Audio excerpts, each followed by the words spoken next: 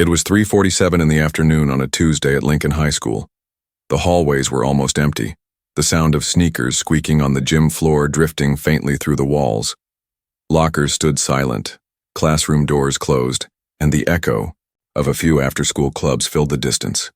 For most students, the day was over. But for Maya, this was the moment her hardest day would begin. She walked slowly down the second-floor corridor, her backpack heavy on her shoulder. Maya was 16, and though she wasn't the loudest or most popular, everyone in school knew her face. Some knew her as the girl who always helped with homework, others as the one who smiled and greeted the janitor every morning. She carried herself with quiet dignity, something that made her stand out without even trying. Teachers respected her, some classmates admired her, but there were others who didn't. For weeks, whispers had followed her steps. She had been chosen to speak at the upcoming diversity assembly, and not everyone liked that decision. Some thought she deserved it. Others thought she didn't. The weight of those stares, the comments half hidden behind lockers and whispered in lunch lines, pressed on her every day. Still, she held her head high. That was Maya's way. As she reached the bathroom door, she let out a slow breath. She only wanted a moment of quiet before heading home. She pushed the door open, expecting the usual sounds of chatter or laughter. Instead, silence greeted her. The fluorescent lights buzzed overhead and the tiled floor glistened faintly. It felt different, too still, too quiet. Maya placed her backpack down beside the sink and glanced into the mirror. That's when she caught a glimpse of movement behind her. Her heart skipped. 3 figures stepped out of the stalls at the far end. They had been waiting. They spread across the space, cutting her off from the door. Their expressions carried the sharp edge of practiced smirks, their arms crossed like guards at a gate. Maya's chest tightened, but her face stayed calm. She had been here before, not in this exact way, but in enough small battles to know what this meant. Fear would only make things worse. One of them spoke first, her tone slicing through the silence. "Well, well, if it isn't our school's little queen."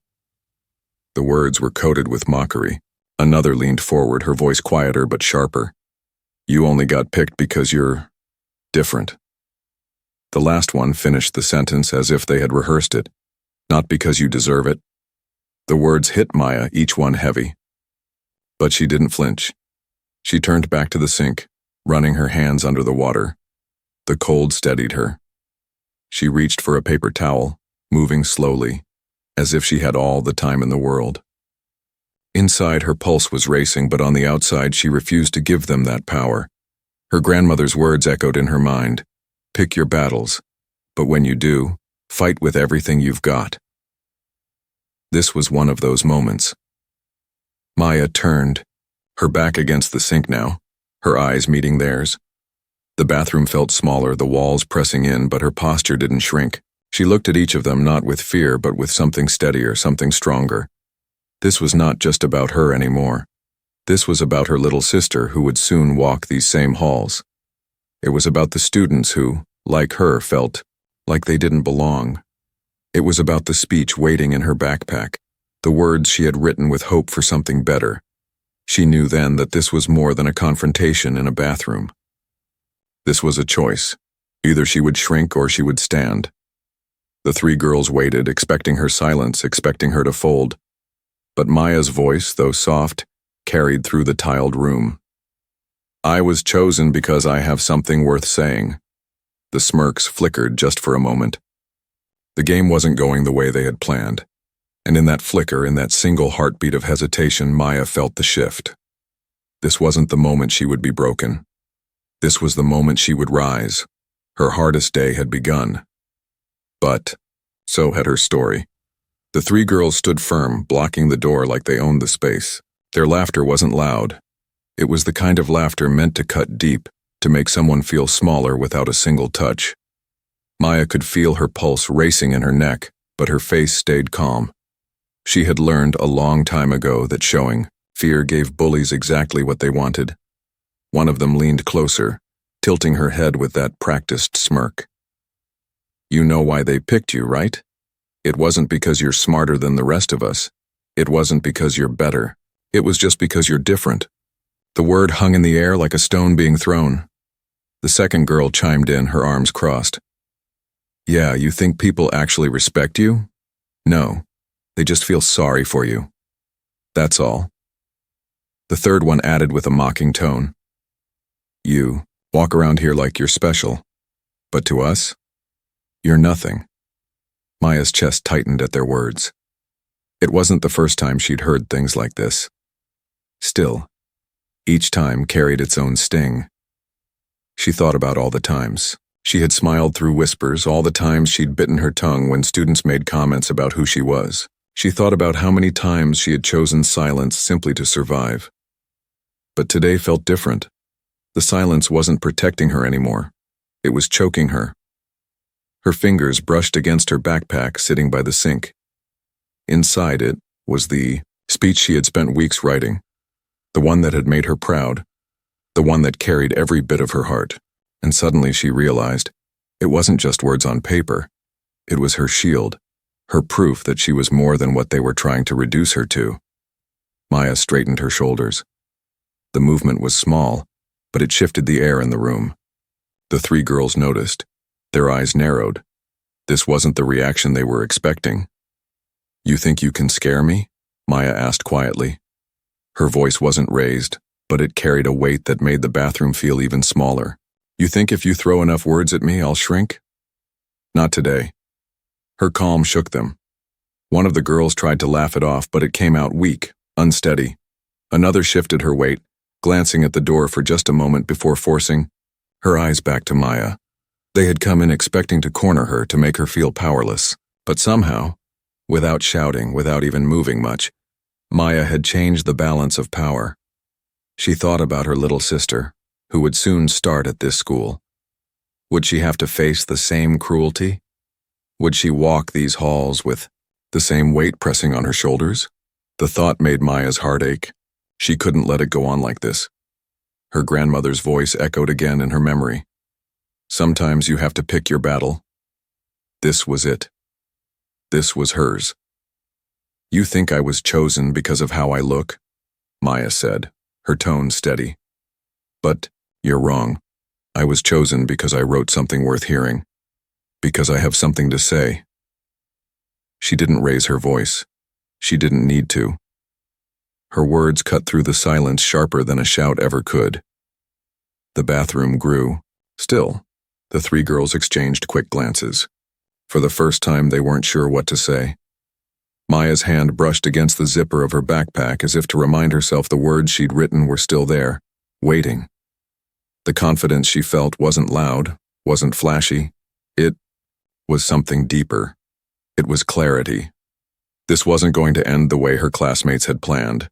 And in that moment, Maya understood. This confrontation wasn't just about her anymore. It was about every student who had ever been made to feel less, every kid who walked these halls wondering if they belonged. She wasn't only standing for herself, she was standing for all of them. The battle had begun, but Maya was ready. The silence in the bathroom felt heavy, like a storm waiting to break. The three girls who moments ago seemed so sure of themselves now stood a little less confident. Their smirks had slipped just slightly, but Maya caught it. She knew she had touched a nerve. Her heart was still pounding, but it wasn't fear anymore. It was something else, something steadier. It was strength. Maya felt it building inside her, stronger with every breath. She thought of her little sister again, the one who would soon walk these same halls. She imagined her facing moments like this, and the thought gave Maya courage. She couldn't allow silence anymore, not when so much was at stake. She took a slow step forward. The girls instinctively stepped back. They didn't expect that. They thought she would cower or beg or try to escape. But Maya wasn't running, not this time. You want to know what makes me different? She asked quietly, her voice steady. It's not the reason you think. I'm different because I refuse to let people like you make me smaller. Her words hit harder than she expected. One of the girls, the one in front, froze for just a second. The other two shifted nervously, as if waiting for a signal. Maya took another step forward, her shoulders squared now. She wasn't shouting. but every word carried weight. I didn't get chosen to speak because of how I look. I got chosen because I wrote a speech about bringing this school together, about reminding everyone that we're more than what divides us. The girl in front tried to laugh, but it sounded hollow. "Oh, please," she muttered, but her voice lacked the sharp edge from before. Maya's gaze didn't waver. She remembered all the hours she had spent tutoring classmates, organizing food drives, showing up when nobody else would. She remembered her mother's sacrifices, her grandmother's words, the faith her teachers had in her. Every bit of it filled her now, steadying her like roots in the ground. "You think I'm walking around here pretending to be perfect?" Maya continued. "But the truth is, I'm just trying to make things better. Not just for me, for everyone." The girls stared at her, unprepared for this version of Maya. They had cornered her expecting weakness. Instead, they had uncovered a voice stronger than they'd ever imagined. Inside, Maya could feel the fear still lingering, but she also felt something new, a clear sense of purpose. She realized that this moment was no longer about surviving an insult. It was about standing up here and now in a way she never had before. She thought of the students who felt invisible, the ones who were different in their own ways, who sat at the edges of classrooms and cafeterias, who stayed quiet because they didn't feel welcome. She thought of how they might be watching her even if they never said a word, her jaw set with determination. She couldn't let them down. "You don't get to decide my worth," Maya said firmly. "You don't get to tell me I don't belong. I belong here as much as anyone else, and nothing you say is going to change that." The bathroom was silent except for the hum of the lights. The three girls had no quick reply. Their plan to tear her down had crumbled, replaced by a quiet they couldn't control. For the first time, Maya wasn't shrinking into herself. She was expanding, her voice filling the room. She hadn't shouted, hadn't raised her hand, but she had stood tall, and in that moment she felt more powerful than she ever had in her life. This wasn't just her hardest day anymore. It was the day she found her strength. Maya's hand brushed the zipper of her backpack. She could feel the folded paper inside, the speech she had written late at night, the one she had poured her heart into. At first it had been just an assignment, a few pages for the diversity assembly, something she thought would only matter for a few minutes on stage. But standing here now with three classmates trying to strip away her worth, she realized those words weren't just for an audience. They were for this moment. They were for her. Her fingers moved slowly, unzipping the bag. The sound seemed louder in the silence of the bathroom, echoing against the tiled walls. The girls watched with curious eyes, confused by her calm. They had cornered her to make her small, but instead, she looked taller with every second. Maya pulled out the folded paper and smoothed it carefully against the sink. Her hands no longer shook. She looked up at them and said, "You want to know why I was chosen? Here's why." Her voice carried through the room, steady and clear. She began to read, not as if she were trapped in a bathroom, but as if she were already standing on the stage in front of the whole school. Lincoln High has a choice.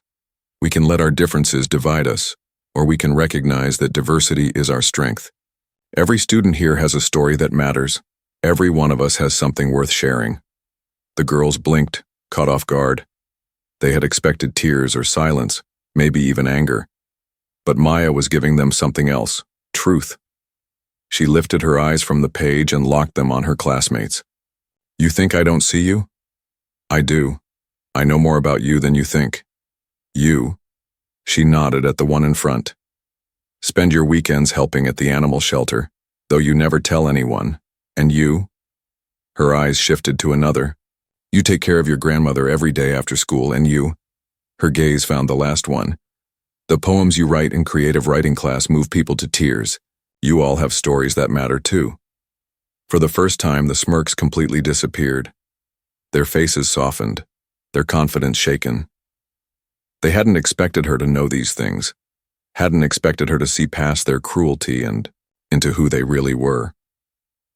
Maya took a breath, feeling her voice grow stronger with every word. "The difference between us isn't the color of our skin or where we come from. The difference is that I choose to see the good in people, even when they can't see it in themselves, even when they refuse to see it in me." Her words hung in the air like a challenge, but also like an invitation. She wasn't shouting, she wasn't fighting back with insults. She was holding up a mirror. The three girls stood frozen, their confidence shattered by the unexpected force of Maya's honesty. Maya folded the speech again, her movements deliberate, calm. She slipped it back into her backpack and slung the strap over her shoulder. The paper was no longer just a speech, it was her armor, her proof that she carried something no one could take away from her. "You wanted to corner me," she said softly, her tone even. "You wanted to make me feel small. But here's what you don't understand, I am not alone. I carry with me the strength of my family, the hope of my sister, and the belief that I belong here just as much as anyone else." She walked toward the door, and without being asked, the three girls stepped aside. They didn't know what else to do. Maya paused, her hand on the handle. She turned back, her eyes steady. "The assembly is next Friday. I hope you'll come, not to tear me down, but to listen, because what I have to say isn't just about me, it's about all of us." And with that, she pushed open the door and walked into the hallway. The fluorescent lights buzzed behind her and the sound of a bouncing basketball drifted from the gym below. But Maya's steps were lighter now. She wasn't just leaving a bathroom confrontation. She was stepping into her power. Word traveled fast at Lincoln High. By the next morning, whispers of what had happened in the bathroom had spread beyond those tiled walls. Students who had never even spoken to Maya before suddenly knew her name. They told the story in hushed tones, how she stood against three classmates, how her voice had carried strength without shouting, how she made them listen when no one else dared. At first, Maya wasn't sure how to feel. She hadn't set out to be noticed. She hadn't tried to start anything. But by the end of the week, she could see that the story wasn't fading. It was growing. In the cafeteria, a group of students sat wearing handmade pins that read, "I have a story." At first, there were only a few. By the next day, more students joined them. Each pin was different, some written with marker, others decorated with glitter or stickers. But the message was the same. Everyone had a voice that mattered. The art room joined in too. A group of students started painting a mural along the main hallway wall. At first, it was just outlines of faces. But as the days went by, more and more hands added color and detail. Each face represented a student from the school, different skin tones, different hairstyles, different features. Beside each face, one word was written: brave, loyal, creative, honest, kind. The mural grew into a portrait of the school itself, not as it had been, but as it could be. Maya walked by it one afternoon and stopped.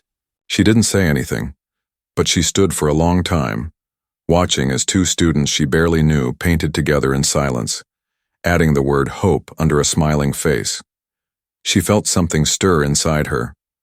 What had begun as a painful confrontation was now turning into a movement she never planned.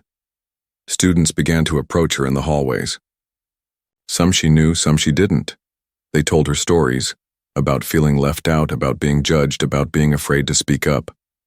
A boy from the soccer team confessed that he had never told anyone he struggled with reading, afraid he would be laughed at. A girl from the theater club admitted she often felt invisible, even when standing under bright stage lights.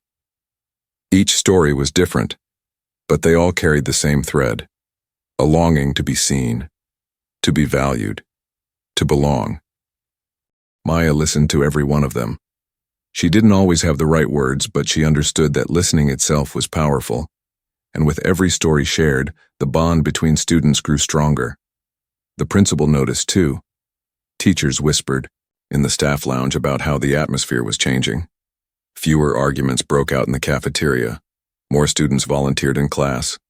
Something was shifting, and it had started with one girl who refused to shrink. Even the three girls from the bathroom felt the ripple. Their stares in the hallway softened. Their voices, once sharp with mockery, grew quieter. They didn't speak to Maya yet, but for the first time they seemed unsure of their place. By the time the assembly drew closer, The school felt alive with anticipation. Posters went up on bulletin boards. Groups of students rehearsed dances, songs, and speeches to share their own experiences. For the first time, the Diversity Assembly wasn't just an event. It was something everyone wanted to be part of. Maya could feel the weight of it all. Her speech, folded neatly in her backpack, wasn't just a set of words anymore. It had become a symbol of something greater than herself. She wasn't standing for her own story anymore. She was carrying the voices of dozens of students who had finally found the courage to share theirs. Each day as she walked through the halls, she noticed the difference. Smiles lingered longer. Conversations seemed kinder. The walls that had once divided students were beginning to crack.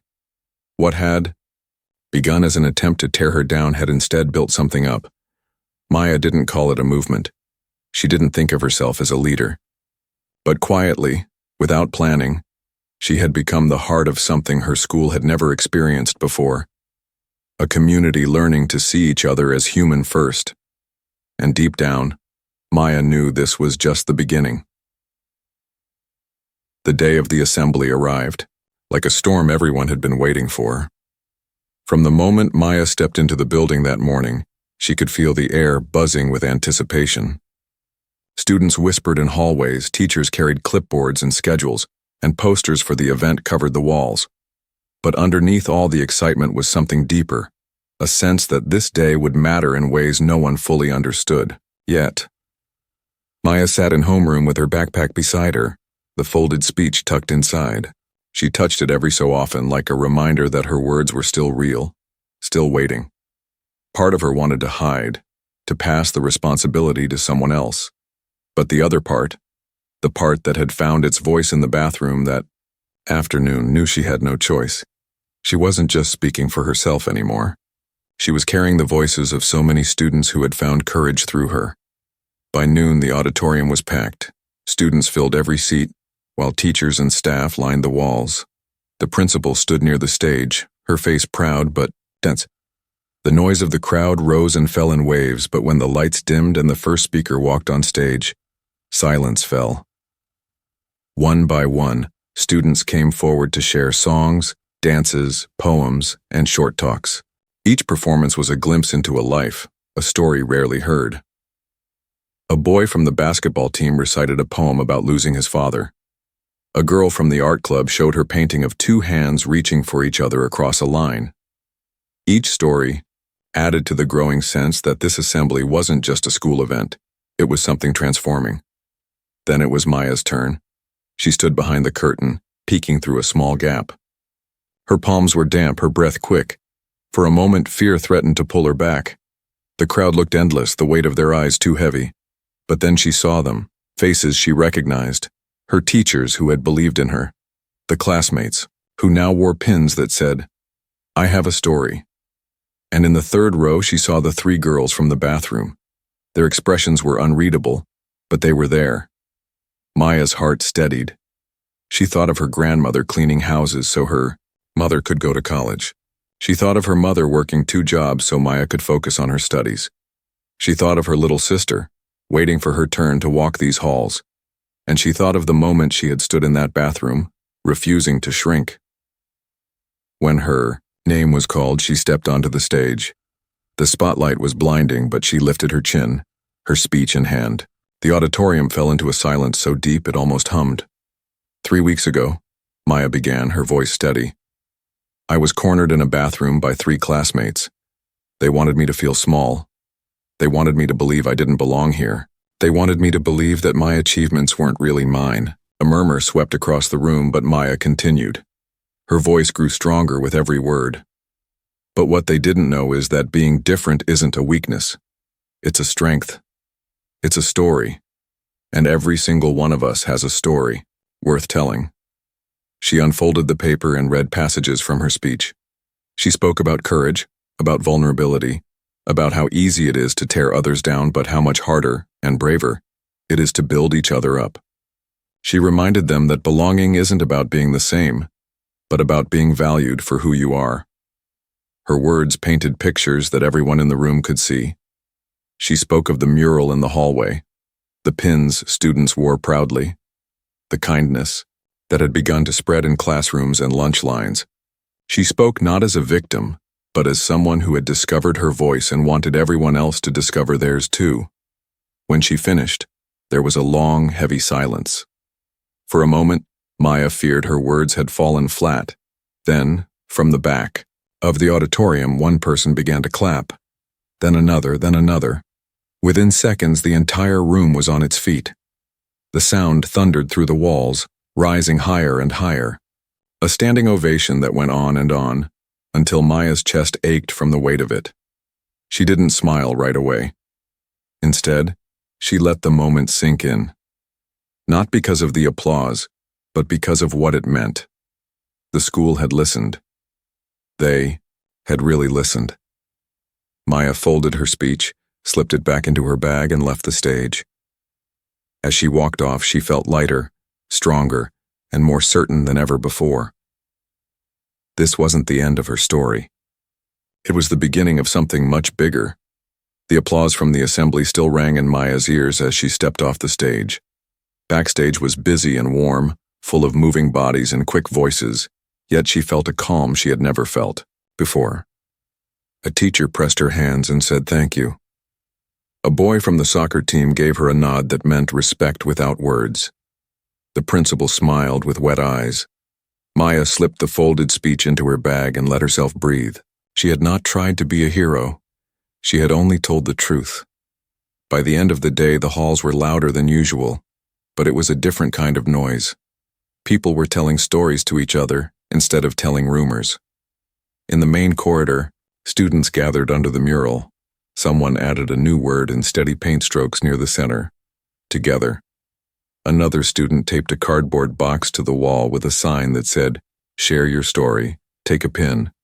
Inside were the handmade pins that had started to appear all week. The box was empty by the last bell. Maya walked past the janitor's closet and heard a soft clink of tools. She paused and leaned in.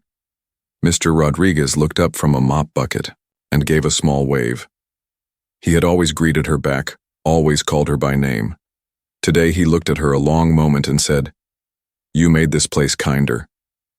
It was only 5 words, but they landed deep. She thanked him, then asked if she could carry the empty bucket to the storage rack. He laughed and let her. It felt simple and right.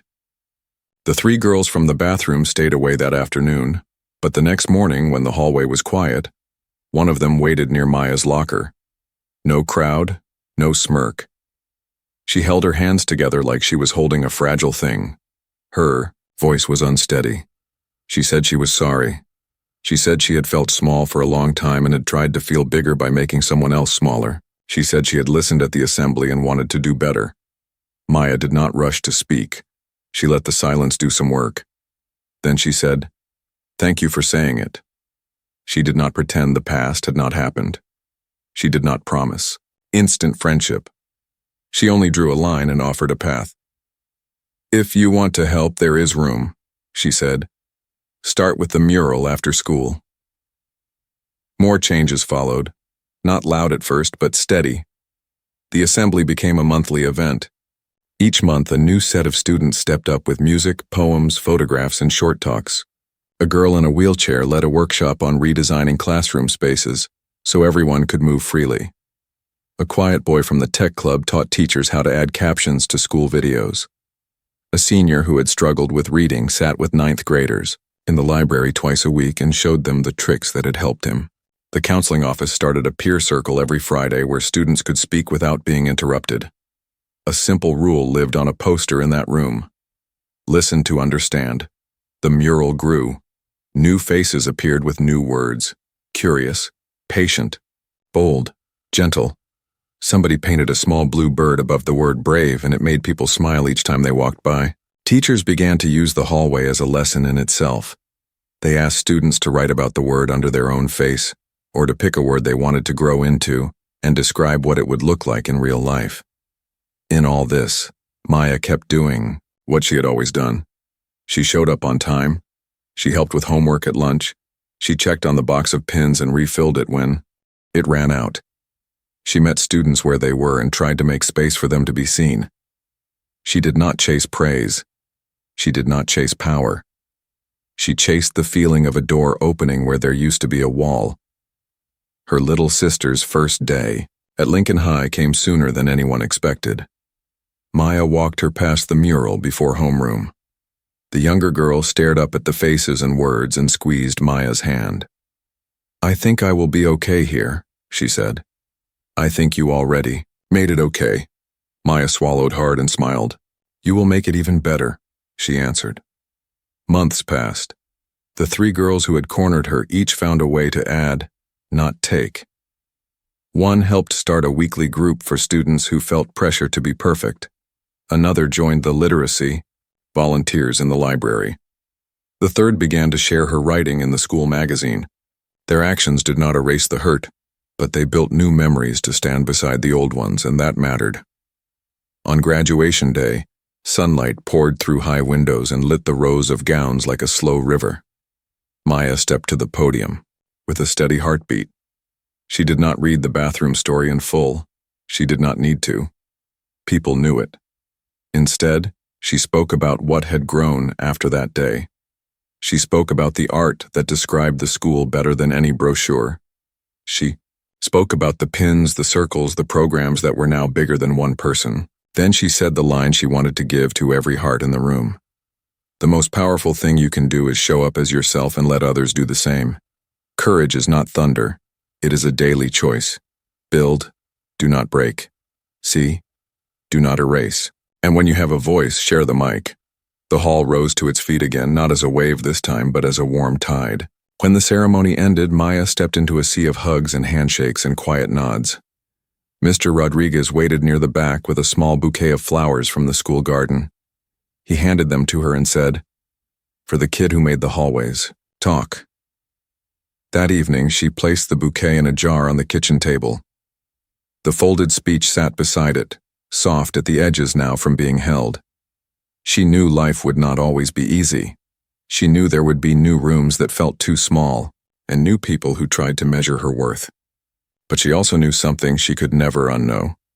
Her voice worked. Not because it was loud, but because it was honest. Not because it was hers alone, but because it made space for others. She thought back to a tiled room and a closed door, and the moment she decided not to shrink. That was the day everything changed. Not the world all at once, but her corner of it, and then the corners touched. That was enough to start. And for Maya, that was everything.